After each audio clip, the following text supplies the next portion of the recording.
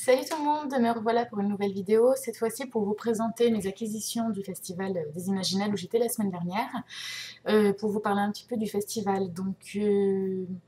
Les Imaginales, c'est un festival qui se déroule à Épinal dans les Vosges, qui se déroule sur 4 jours et qui est entièrement gratuit. Donc ça, c'est un des premiers points positifs. Il y a plusieurs... je sais même pas quoi vous dire, en fait, par où commencer, j'ai rien préparé. Il y a plusieurs espaces dans ce festival. Il y a la première grande scène, c'est la bulle du livre, où se trouvent tous les auteurs, les maisons d'édition, donc souvent des petites, ou qui sont en train de grandir. Il y a aussi des illustrateurs, une boutique d'occasion et d'autres petits stands d'objets fantastiques.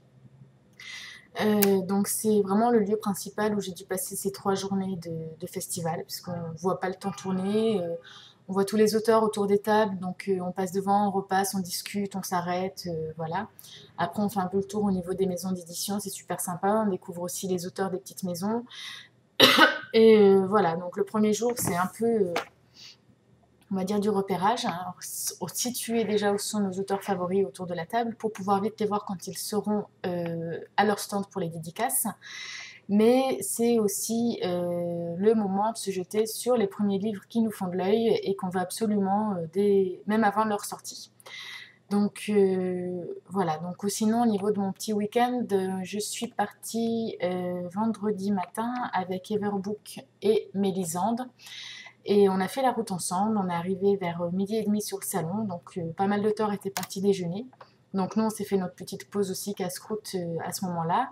Et voilà, on était crevés, en plus, ça allait bien de faire un petit break. Et en fait, à 1h30, 2h, la pêche est revenue, on a commencé à voir les blogueurs arriver, les blogueuses, les copines qu'on n'a pas vues depuis un an, voilà, que ça faisait trop trop plaisir de revoir. Elles se reconnaîtront dans cette vidéo, j'ai pas besoin de nommer. Et... Et du coup, on commence à faire le tour des stands, à s'arrêter, à aller voir nos petits auteurs favoris, les aborder. Au début, des fois, se demander qu'est-ce qu'on va leur dire parce qu'on a tellement adoré un livre, on ne sait pas trop comment les approcher. Et du coup, ça se fait tout seul, quoi. Donc, c'était vraiment super. Voilà, c'est vraiment un festival que je vous conseille à tous. Il y a beaucoup de choses. Donc, outre les dédicaces, il y a aussi des conférences auxquelles on peut assister. Donc sur le thème de la fantaisie, des romans, de l'imaginaire, ça part de tout et de rien. Et alors en fait, on s'était fait un petit programme qu'on n'a pas du tout tenu parce que finalement, on s'est rendu compte qu'on passait beaucoup de temps à discuter soit avec des blogueuses, soit avec des auteurs. Et du coup, à chaque fois, moi, il y en a plusieurs que j'ai ratés comme ça. Et du coup, j'ai vu une conférence donc, sur Samantha Bailly, qui est le coup de cœur des Imaginales, qui est également à ce jour mon coup de cœur de l'année 2013. Voilà, une auteure qui a énormément de talent, dont je vous ai parlé dans une des vidéos il y a 15 jours, je crois. J'ai publié mon avis sur Ce qui nous lie, son dernier roman publié chez Milady Grande Romance, qui est vraiment un chef-d'œuvre à mes yeux. Voilà, donc j'ai vu sa conférence qui était très très émouvante. La femme qui l'animait s'appelle Stéphanie Nico, c'est une femme d'âge mûr qui, pour présenter l'auteur, nous a lu pas mal d'extraits, donc depuis la nouvelle à laquelle elle a participé dans un livre que je vais vous présenter. Elle nous a lu des extraits de Ce qui nous lie, des extraits d'Oraison. Et tout ça pour nous montrer d'une part son talent, la facilité qu'elle a à nous impliquer dans son univers. Et également, elle lui a fait vraiment des hommages super beaux et je suis sortie de là, je suis sensible.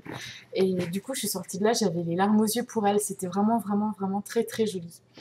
Donc j'ai fait cette conférence. Après, on avait fait une conférence sur monde terrifiant, monde flamboyant.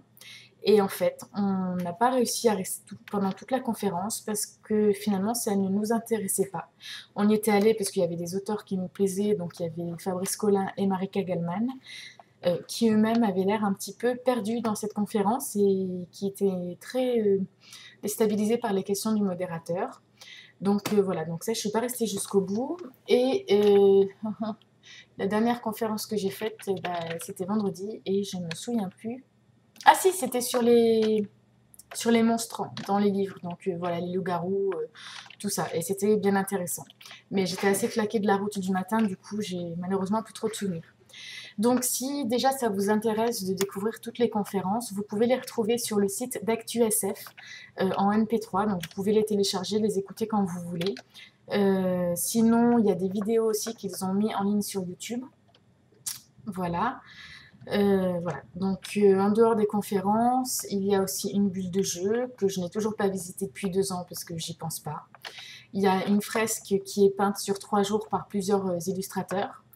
Il y a des galeries. En fait, il y a plusieurs lieux. Donc il y a le site qui se déroule dans le parc et il y a d'autres sites dans Épinal.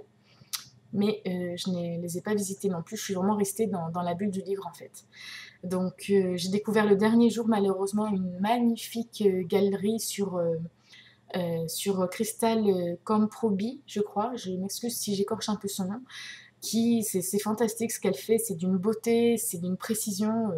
Enfin voilà, ça prend vraiment dans les tripes et malheureusement c'était le dernier jour et j'avais un peu trop craqué dessous donc j'ai pas pu prendre son livre mais je pense que je le commanderai à l'occasion.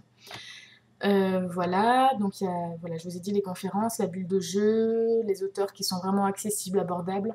L'ambiance générale du festival, il n'y a vraiment pas de violence, on est bien. Il n'y a personne qui s'impatiente de voir un auteur et tout le monde est ouvert. On peut facilement s'immerger dans une discussion avec d'autres visiteurs et il n'y a pas de souci, on ne vous regarde pas de travers en disant mais de quoi elle se mêle celle-là ou celui-là. Et non, les gens discutent, font connaissance, c'est vraiment, vraiment agréable. Et l'avantage principal de ce festival. Donc forcément après il arrive le dimanche où on est tout triste de repartir chez soi et on aimerait bien continuer parce que vraiment en 3 jours, ça je peux vous le garantir et n'importe qui le fait pourra vous le garantir, on est complètement déconnecté du monde, de la réalité, on est vraiment pour reprendre le terme de eux, leur site, on est vraiment dans une bulle et voilà, on est avec notre passion, on la partage avec tout le monde et voilà, c'est de la chaleur, c'est du bonheur, c'est riche en émotions et puis vivement la prochaine édition. Donc voilà pour la petite présentation sur le festival. Maintenant, je vais en venir un petit peu à mes livres. Donc déjà, je vais vous montrer vite fait les livres que j'avais pris avec moi pour les faire dédicacer, pour vous montrer les dédicaces. Donc il y avait Olivier Perru, j'avais ramené Martyr. Voilà, donc aux éditions J'ai lu, c'est une très très très belle couverture illustrée par Olivier Perru lui-même. Je l'avais déjà présenté aussi dans un IMM, je crois. Voilà. J'adore, c'est vraiment très beau. Et donc lui, Olivier Perru, dédicace en dessinant. Donc il nous a fait son petit héros principal, je crois, parce qu'il me semble que c'est quasiment le même que j'ai sur Druid. Donc voilà, ça c'était le premier livre que j'ai embarqué là-bas. Ensuite, je me suis précipitée pour aller voir Vincent Villeminot, qui est un auteur que j'affectionne énormément. Sauf que le premier jour, j'avais laissé mon livre dans la valise, donc je l'ai pris le lendemain. Donc on a bien discuté, tout ça. C'est vraiment un auteur très très gentil. En fait, ils sont tous très gentils, donc je risque de me répéter souvent dans mes présentations. Bon. Voilà, donc Instinct, une trilogie qui parle de lycanthropie, qui se passe en France, en Haute-Savoie, un petit peu en Suisse. Ça débute aux États-Unis, puis en fait après on est vite basculé dans un institut qui font des expériences et qui héberge les lycanthropes. Et tout ce que je peux vous dire, c'est que moi, quand j'avais découvert le 1, je m'attendais vraiment à découvrir une histoire de loup-garou, et en fait, il y a tout sauf des loups-garous. Donc c'est d'autres garous que je vous laisse découvrir si vous êtes curieux. Et voilà sa petite dédicace.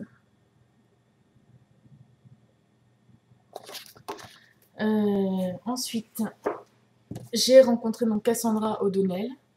Alors c'était un peu rigolo, je vais vous le dire, hein, le ridicule ne tue pas. Mais en fait, je m'étais fait un petit badge, donc ça, je remercie Tsuki, Blandine qui m'a donné l'idée d'en faire un. Du coup, un petit badge avec le nom de mon blog et puis mon prénom. Et quand je suis arrivée vers Cassandra, elle me dit « Ah, bonjour Hélène !» Et moi, toute contente « Ah, mais tu m'as reconnue !» Et j'ai baissé les yeux et « Ah non, j'avais mon badge !» Mais bon, c'était quand même rigolo, donc elle m'a fait une petite dédicace sur les sœurs Charbret, le tome 1. Voilà, donc le tome 2 apparemment sort soit en septembre, soit en octobre.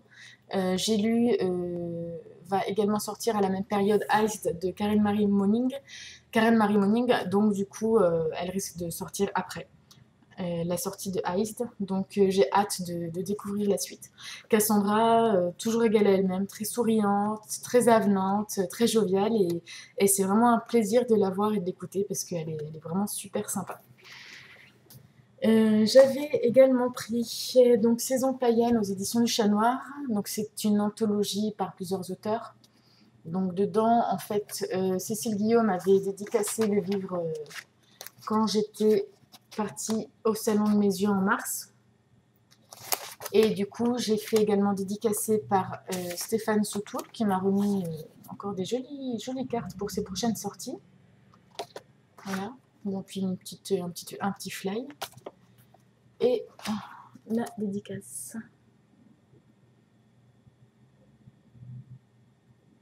Voilà, voilà. Et il y a Vanessa Stern, Marianne Stern, pardon. Je fais un mélange de deux auteurs. Qui m'en a également dédicacé sa nouvelle.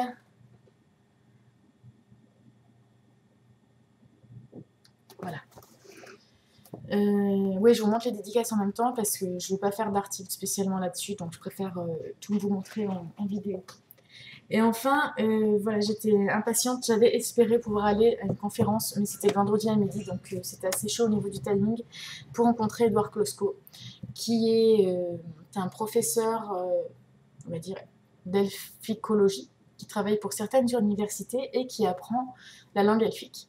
Donc il s'est basé sur toutes les recherches de Tolkien, sur le Kenyan et le... j'ai oublié l'autre nom. Pas Sylvarin, je sais plus comment on dit.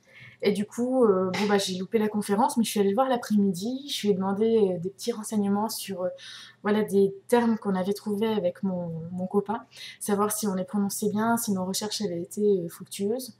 Et du coup, je suis super contente parce que il m'a fait une dédicace. Alors voilà, son livre, c'est Léo Elfique pour les débutants, donc c'est un dictionnaire franco-elfique. Donc il y a une encyclopédie, il y a quelques règles pour apprendre à parler elfique. Donc en fait, ce qui est chouette, c'est que du coup, la dédicace en elfique, et je ne sais pas ce que ça veut dire. Donc il va falloir que je cherche ce qu'il m'a écrit. Donc ça, c'est sympa. Et en haut, il a marqué pour petit elfe et Sidim Eled, qui veut dire petit elfe en elfique. Voilà, donc ça, j'étais bien contente d'avoir enfin ma petite dédicace. Donc ça, c'est les livres que j'avais pris pour faire dédicacer. Alors il me semble que j'en avais d'autres parce que j'avais un sac assez plein, mais je me rappelle plus ce que j'avais pris, donc voilà, c'est pas très malin. Mais bon. Alors maintenant, passons aux acquisitions. Je sais même pas par quoi commencer. Je pense que je vais commencer par les livres que j'avais prévu d'acheter obligatoirement, que j'espérais acheter seulement. Mais bon, comme je m'en doutais, quand on est sur le festival, avec tous les auteurs qui vous parlent de leurs livres en direct et qui vous donnent vraiment envie de les lire, on pourrait tout acheter si on était riche et milliardaire. Bah seulement on peut pas, donc c'est vrai que j'ai dû faire certains choix. Notamment, je voulais prendre La geste d'Alban de Jean-Luc Marcastel, qui a l'air très très bien. Mais il a fallu que je m'en passe et je pense que j'attendrai la sortie en poche. Je voulais également prendre le livre de Ken Scholz qui est Les psaumes d'Isaac, mais il était chez Brajlon en grand format et pour le coup, je me suis autorisé un seul Brajlon au niveau du budget, sinon ça allait pas le faire. Voilà. Donc, outre les auteurs, il y a aussi les blogueuses qui passent devant un stand ou qui disent t'as vu celui-là, il est génial, etc. Et puis, alors, je crois que c'est peut-être même pire que les auteurs parce qu'elles donnent trop envie de découvrir ce qu'elles ont adoré. Surtout qu'en général, comme on est de la même communauté, on a vraiment des goûts similaires et on sait que on commence à se connaître et on sait que telle personne aimera ou pas et du coup ça va plus vite, voilà. Donc, du coup, je m'étais prévu d'acheter 3 ou 4 livres. 4 livres. J'en ai 12 à vous présenter. Donc la vidéo risque d'être un petit peu longue. J'espère que vous serez patient et resterez avec moi jusqu'au bout. Donc, forcément, j'ai acheté le tome 3 de Maëv Regan, La Dent Longue de Marika Gallman. Donc ça, c'était l'achat obligatoire. Puisque normalement, il sort demain, le 31 mai. Et c'est vrai que c'était la grosse question, mais pourquoi Milady ne l'édite pas avant pour qu'ils puissent faire aussi de la vente sur le festival, hein, c'est leur intérêt premier. Et quand j'avais vu Marika, elle n'avait pas encore de réponse, et puis finalement, peut-être je crois la veille du festival, elle nous annonçait sur Facebook qu'elle en avait en avant-première. Donc la petite dédicace. Voilà, donc ce livre n'a pas fait long feu, je suis en train de le lire et j'espère sérieusement le finir d'ici demain parce que j'adore, j'adore, j'adore, j'adore. Déjà le tome 2, ça avait été mon gros coup de cœur de l'année 2013, là depuis le début de l'année, euh, qui est au même point que celui de Samantha Bailly, de ceux qui nous lit. Cette année, je suis de plus en plus exigeante en livre en fait et je me rends compte que j'ai de moins en moins de coups de cœur. Par rapport à l'année dernière ou l'année d'avant, voilà, je cible de plus en plus mes coups de cœur, quoi. Donc voilà, moi, je vais pas trop m'égarer non plus dans mes discussions. Ensuite, j'ai acheté. Alors voilà, je m'étais dit. Non, je vais d'abord vous présenter celui-là. Donc pareil, Le Brasier des Souvenirs, le tome 2 de Phoenix de Karina Rosenfeld en collection R. Donc ça, c'est pareil, c'était un achat obligatoire vu que j'avais lu le 1 la semaine d'avant et que je suis très très impatiente de lire ce livre. Mais comme j'ai pris un exemplaire pour une copine, pour Lissou, je vais attendre de lui remettre et voir pour qu'on fasse également cette lecture commune du 2 ensemble. Donc Karina Rosenfeld, en plus, c'était excellent parce qu'elle nous a reconnus, on l'avait rencontrée en mars et dès qu'on arrivait devant elle, ah mais je vous reconnais, vous étiez à Lyon, tout ça, donc c'était super bien.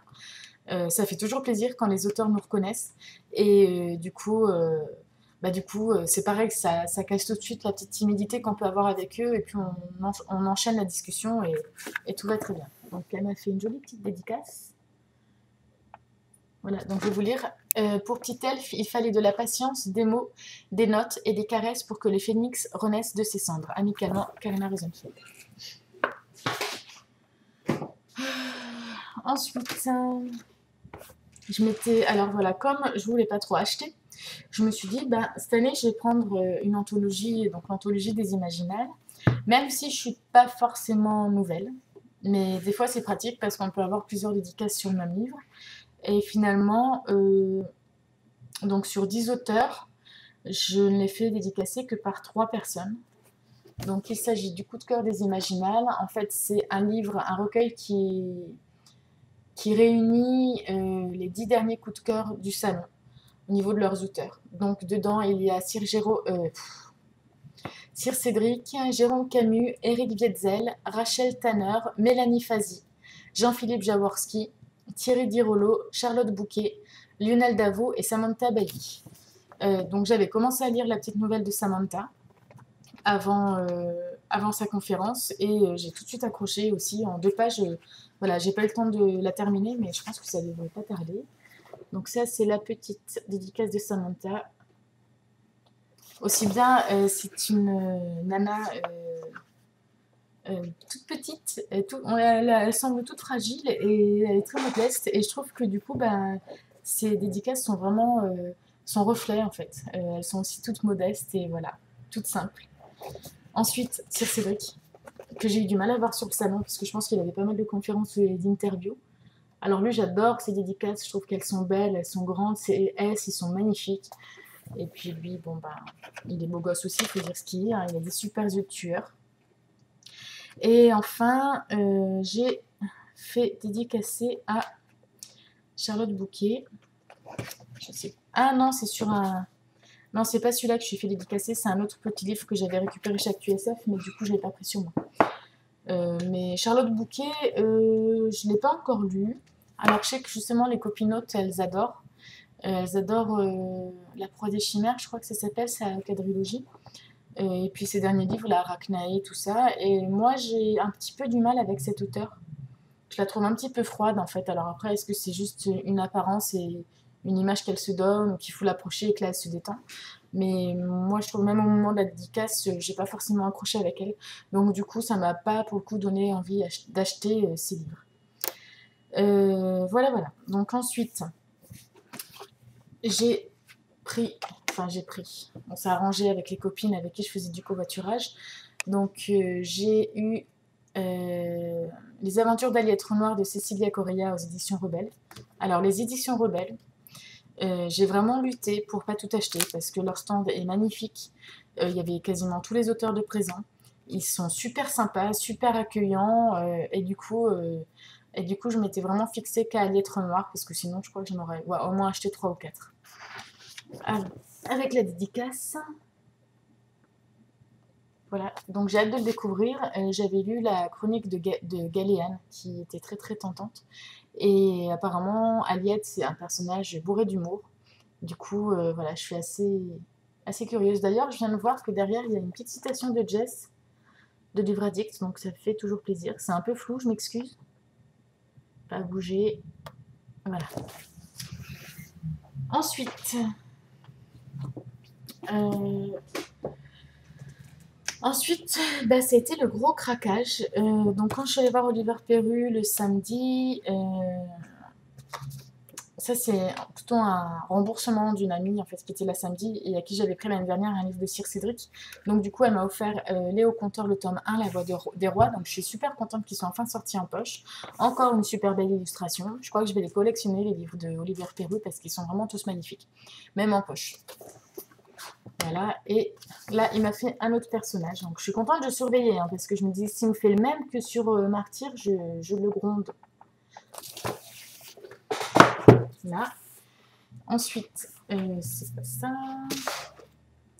Ah oui, alors il y a une belle rencontre avec Gabriel Katz, qui est l'auteur de la trilogie du Puits des Mémoires, donc un roman fantasy français. Vraiment super sympa. Le mec, il est à l'aise avec tout le monde, il parle de tout. Et ce que j'ai vraiment adoré, c'est que par rapport à certains auteurs qui vont faire une dédicace toute simple, lui, il les personnalise par rapport à la discussion qu'il y a eu, par rapport à un pseudo, par rapport... voilà, c'est vraiment excellent. Et donc, voilà, quand je l'ai rencontré, il m'avait demandé comment j'avais découvert son livre et ce que j'en avais pensé. Donc, entre autres, je lui avais dit que j'avais trouvé l'écriture très addictive, que j'avais adoré découvrir l'histoire en même temps que les 3 personnages qui sont amnésiques et qui sont recherchés et on ne sait pas pourquoi, et du coup, eux non plus. Et du coup, en fait, il a repris ça dans sa dédicace. Il a marqué pour Hélène un shot du tome 2, puisque le 1 était addictif, en espérant que tu seras en manque pour le dernier. Et au moment où il termine sa dédicace, je lui pose la fameuse question, mais dis-moi, est-ce que tu es cruel à la fin du 2 Est-ce qu'il me faut le 3 sous la main ou pas? Et là, il me dit, il y a des blogueurs qui m'ont dit que oui, ils ont eu du mal à attendre les 5 mois entre les deux sorties des 2 tomes. Donc j'ai dit, écoute, puisque je suis là, tant pis, coup de cœur, hop, je me lâche, je prends le tome 3. Donc là, il m'a regardé en me disant, oh merde, du coup, ma dédicace, elle est obsolète.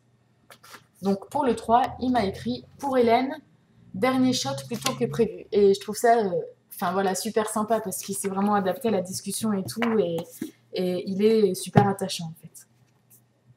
Ensuite, donc Samantha Bailly, j'avais le livre de Ceux qui nous lit, mais je l'ai offert à Harmonie pour son anniversaire. Et je m'étais dit non, j'ai pris l'anthologie, donc je ferais juste dédicacer l'anthologie. Donc j'étais allée voir Samantha, j'avais discuté avec elle, etc. Et du coup, quand je suis allée à la conférence le dimanche matin, et 1 heure après, j'étais devant son stand pour prendre Horizon. Voilà, donc le livre de Brajlon que je me suis autorisée, qui a également reçu le prix des lycéens des Imaginales 2011. La couverture, elle est vraiment magnifique.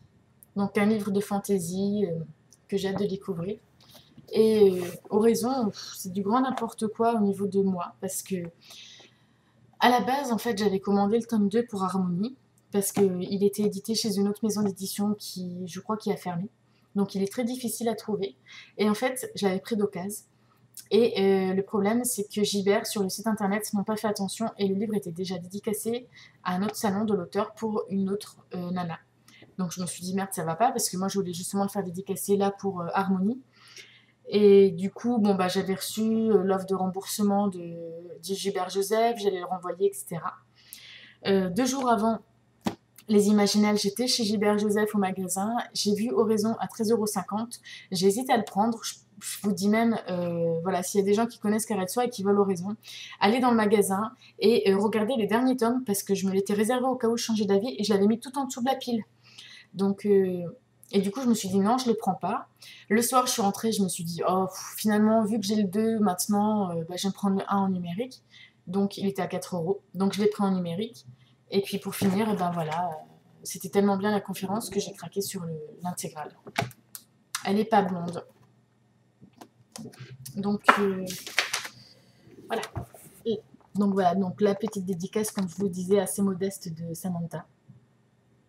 Et un livre que j'ai hâte de découvrir.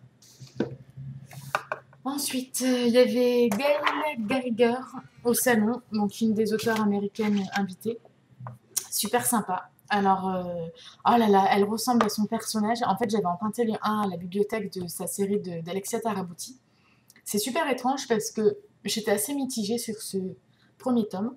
Et en fait, avec le temps, je me rends compte que j'ai pas mal de souvenirs de ce livre et ces personnages commencent à me manquer. Et comme il est sorti en poche, je l'ai pris. Donc la couverture est aussi très jolie pour du poche. Et alors Gail Garriger, elle adore manger, elle adore la nourriture française.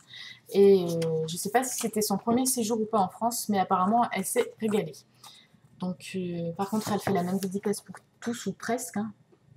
Donc Best Red with Tea.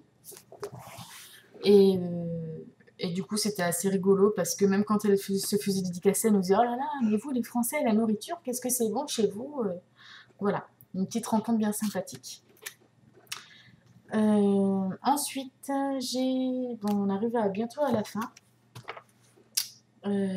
Alors, j'ai pris un livre sur le stand des éditions du Chat Noir. Donc, j'en ai quelques-uns à lire, il va falloir que je me bouge les fesses. Ça, c'est un livre qui a été lu avant par Mélisande et qui nous a vraiment donné envie et qui le conseille même à tous si vous voulez découvrir cette maison d'édition. Elle conseille donc Amulette de Véronique Ajarag. Voilà, donc c'est une histoire de femme qui a des phénomènes assez bizarres apparemment et qui va aller voir un psy et en fait on a un parallèle où je ne sais pas trop comment ça se passe, une histoire de réincarnation du passé en Mésopotamie. Donc je suis assez curieuse de découvrir, c'est assez historique. Voilà, donc ça c'était... Ah oui, si je vous montrais la dédicace, ce sera mieux.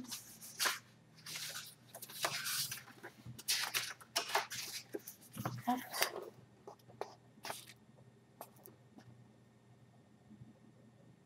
Bah, je sais pas si vous arrivez à lire, hein, parce que moi je suis derrière, j'arrive pas. Pour Hélène, nous portons tous en nous l'éternité, puissent ces amulettes vous faire voyager loin dans l'espace et le temps de notre histoire commune. Amitié. Voilà. Ensuite, bon, j'ai juste acheté un livre d'occasion parce qu'il était pas cher et j'ai le premier tome et que j'aime bien ce format et cette collection. Donc, il s'agit d'Acacia du tome 2, Terres étrangères de David Anthony Durham, qui était présent l'année dernière sur le festival et qui est aussi un auteur américain super charmant et super sympa. Et les derniers jours, les derniers matins, donc dimanche, on s'est dit on va faire un peu le tour des maisons d'édition qu'on n'avait pas vues, notamment Locomodo. Et pareil, un stand super, tous les auteurs debout, accueillants. En plus, ils étaient juste après la buvette, donc le premier stand qu'on voyait. Et du coup, c'était génial. Bon, c'est très vendeur, mais ce qui était génial, c'est qu'on allait voir un auteur, il me racontait son histoire. Du coup, après, on disait, bon, bah, je vais faire le tour. Et à chaque fois, on avait un auteur, un auteur, un auteur, un auteur, comme ça, ainsi de suite. Il y en avait 6 ou 7, je crois. Et puis, bah, forcément, quand ils vous parlent tous de leurs livres, on a envie de craquer. Donc, avec Ever, on s'est un petit peu réparti les achats. On s'est dit qu'après, on les échangera. Comme ça fait un bon compromis. Et du coup, j'ai pris donc Tomiris et le labyrinthe de cristal de Oksana et Gilles Proulx, une fantaisie historique. Oh, mais il y a des marque-pages dedans, des petits marque-pages. Et j'ai pris Jean-Pierre Favard, Lâche Mézareth. Mézareth. Voilà, donc c'est une enquête un peu fantastique et historique qui se passe en France et du coup il m'a super donné envie de le lire et même sa couverture elle est assez intrigante là avec on dirait Pan donc voilà ça me plaît bien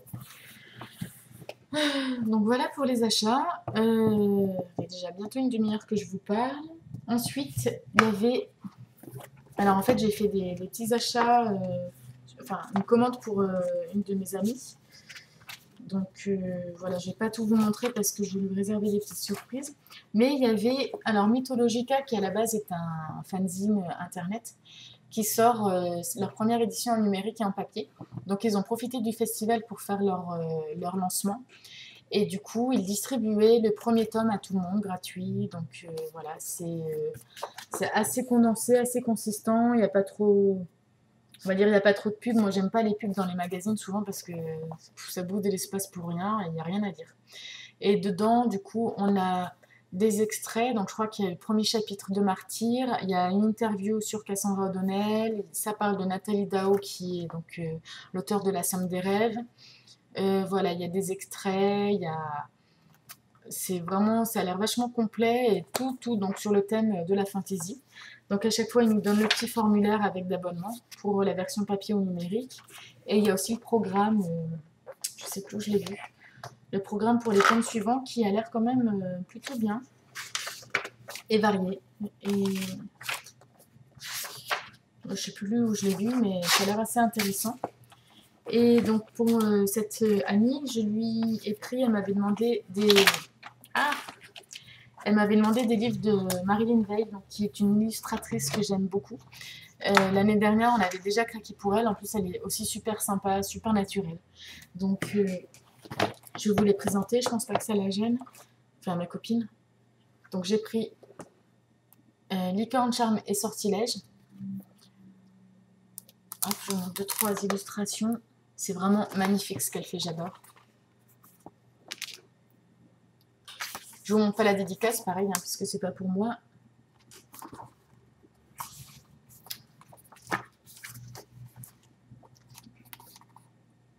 Ouais, donc vraiment, vraiment un très beau travail. Elle a un magasin en ligne uniquement où elle vend ses livres. Elle vend également des bijoux, je vous montrerai après parce que je suis en épris. Et je vous présente aussi le grimoire des dragons. Hop. Voilà.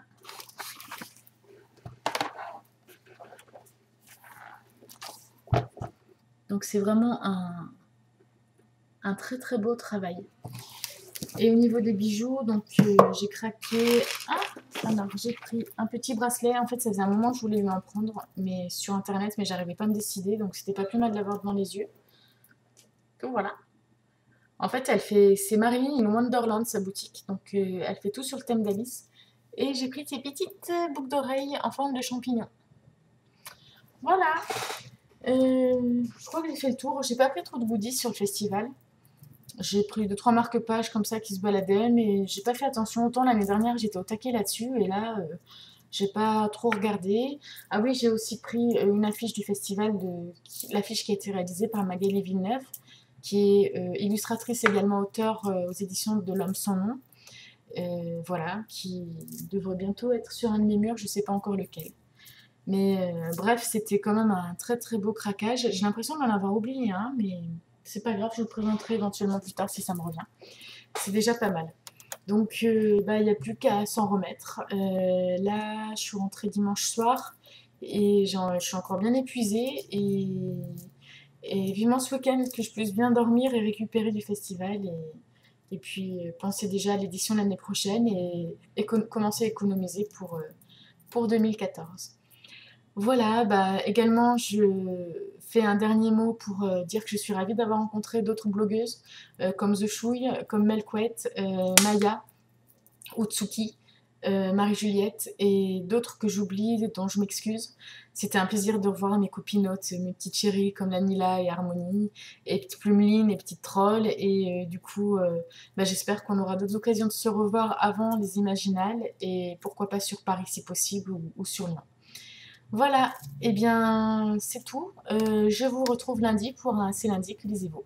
Bisous!